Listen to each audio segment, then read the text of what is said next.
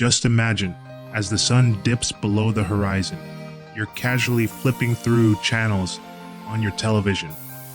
Your thumb dances over the remote, stopping at ESPN to catch the final moments of an exhilarating game, and strays over to a BC where a riveting drama unfolds. You might even find yourself absorbed in an action-packed scene from the latest Marvel flick or mesmerized by a nostalgic Star Wars moment on Disney+. Does it feel like a coincidence that one colossal conglomerate is behind these diverse slices of entertainment? Welcome, my friend, to the sprawling, almost daunting universe of mergers and acquisitions behind the Walt Disney Company empire. Without a doubt, Disney's star-studded portfolio boasts some of the world's most beloved brands. It's an empire not built in a day, but constructed piece by piece through strategic acquisitions, clever collaborations, and business ventures that would make Midas blush. Many of these players may not bear the Disney moniker directly, but they sing in the choir of the Mouse House nonetheless.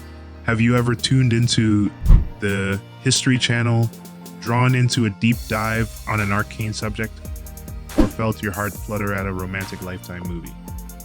Yes, Disney has a 50% equity in these channels too, and if you've rocked out to a tune from Hollywood Records or read a captivating story from Core Publishing, you've also been under the enchanting spell of Disney. But the rabbit hole goes deeper.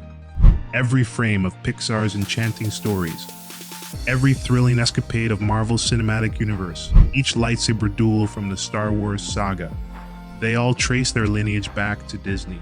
Even the nostalgic Muppets and the adventurous Chronicles of Narnia franchise find their home within the House of Mouse. A myriad of stories, worlds, and characters that shape our culture, fuel our imaginations, and yes, even tug at our heartstrings, are all intricately woven into the colossal tapestry that is Disney. It's awe-inspiring to realize the scale and reach of this entertainment titan. And it raises the question, just how far does the Disney magic spread? If you found this engrossing, there's a wealth of knowledge to unearth. Join me on this captivating journey at raises.com/YouTube.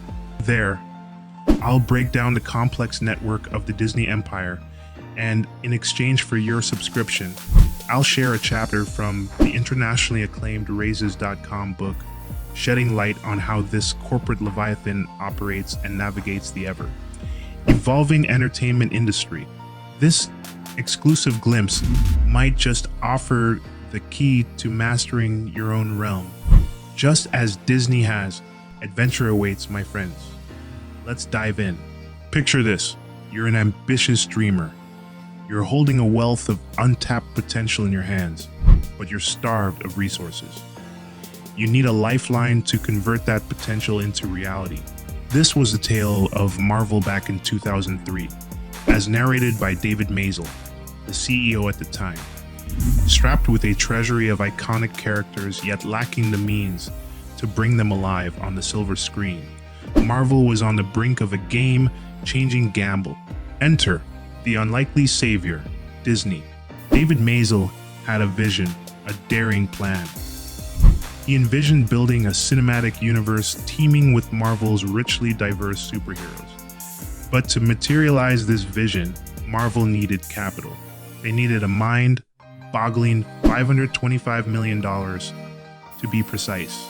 A colossal sum, especially when you consider Marvel's market cap back then was a mere $200 million. There's a critical player in this narrative that can't be overlooked. Merrill Lynch. Yes, the financial powerhouse took a punt on Marvel, but why? It all boils down to incentives.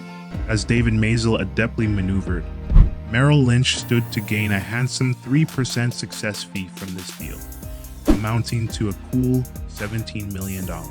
Now, you might ask, who shouldered this fee? Well, it came right out of the facility. Essentially, Merrill Lynch was obligated to raise the $525 million once the deal closed, and their success fee was instantly rewarded. But they didn't hold on to the debt for long. With a quick pivot, they turned around and resold it almost immediately, thereby minimizing their risk. And here's the ingenious part. David Maisel found a way to have most of the debt insured, converting it into triple debt. This attractive financial package was then easy to offload to pensions and individual investors, like a virtuoso conductor. David orchestrated a masterstroke that led to the birth of Marvel Studios. Meanwhile, Disney was watching this dance unfold. They saw the potential, the opportunity. They understood the value of Marvel's portfolio and appreciated the shrewdness of David Maisel's maneuvers. So, they swept in, not as conquerors, but as collaborators. Disney, with its vast resources and global platform, was the perfect partner to bring Marvel's colorful universe alive. For the uninitiated, this may seem like a maze of high finance wizardry. It's a convoluted world where millions of dollars can change hands in a split second, where risk and reward are intimately intertwined. But at its core, this is a story about vision, about having the audacity to dream big and the grit to bring that dream to life. Just as David Maisel took a risk on Marvel, I invite you to take a chance on this journey.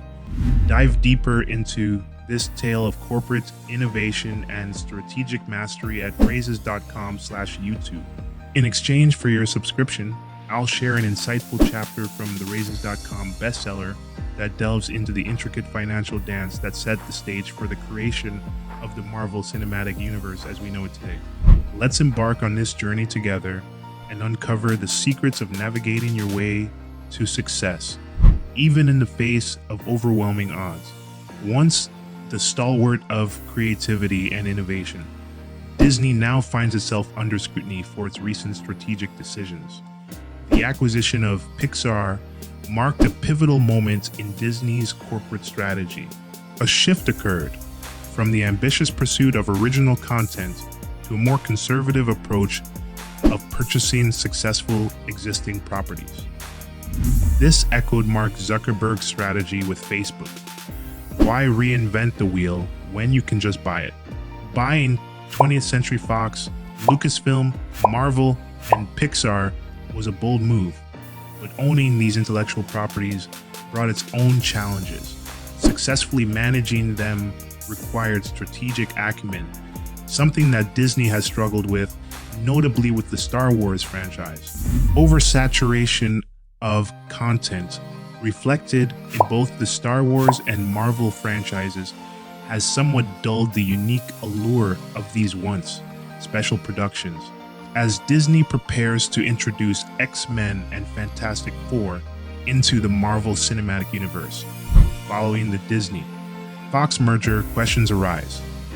Will there be enough audience interest to sustain these productions? This saturation of content has resulted in high production costs, which are not always balanced by consumer demand.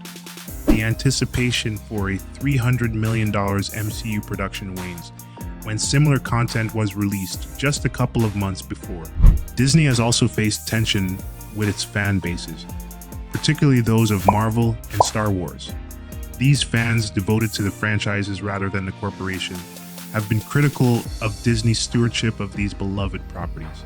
As it attempts to keep up with societal trends, Disney has faced criticism. The company's push for diversity and representation, while important, is sometimes viewed as superficial or tokenistic.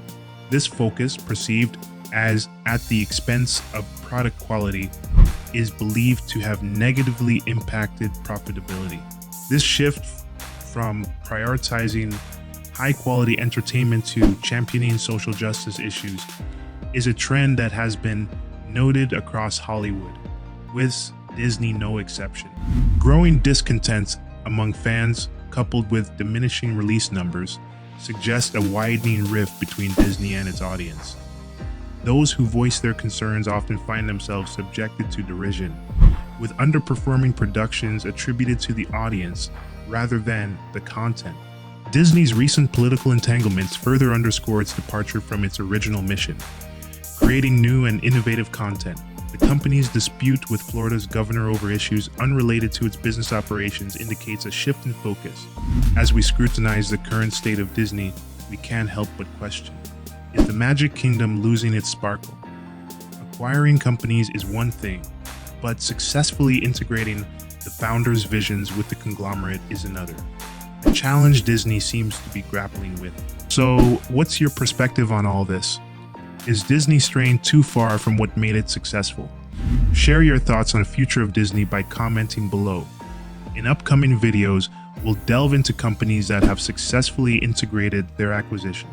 Let's spark a discussion on what might be in store for this media giant.